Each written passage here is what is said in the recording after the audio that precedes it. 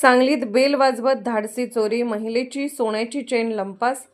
सांगली शहरात पुन्हा एकदा चेन स्नॅचिंगची धाडसी घटना समोर आली आहे. सांगलीमधील दक्षिण शिवाजीनगर परिसरात शुक्रवारी सायंकाळी हा प्रकार घडला. गुलमोहर कॉलनीतील मनीषा अपार्टमेंटमध्ये राहणाऱ्या 59 वर्षीय निशा विजयकुमार शहा यांच्या फ्लॅटची बेल सायंकाळच्या सुमारास वाजले. दाराबाहेर अंदाजे 5 फूट उंचीचा एक अनोळखी व्यक्ती उभा होता. काय पाहिजे असे विचारण्यासाठी शहा यांनी दरवाजा उघडताच त्या व्यक्तीने क्षणार्धात त्यांच्या गळ्यातील 12.5 ग्रॅम वजनाची सुमारे 65,000 रुपये किमतीची सोन्याची चेन हिसकावून पळ काढला. महिलेने तात्काळ आरडाओरडा केला, मात्र तोपर्यंत चोरटा घटनास्थळावरून पसार झाला होता.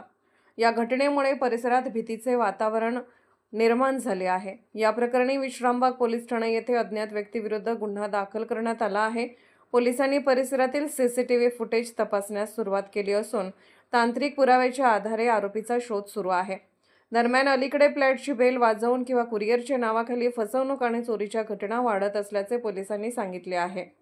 नागरिकांनी अनोळखी व्यक्तीसाठी दरवाजा उघडताना खबरदारी घ्यावी असे आवाहन करण्यात आले आहे. सांगलीत वाढत्या चेन स्नॅचिंगच्या घटनांमुळे नागरिकांमध्ये भीतीचे वातावरण आहे. पोलीस प्रशासनाने गस्त वाढवून अशा गुन्ह्यांवर लगाम लावावा अशी मागणी स्थानिकांकडून होत आहे.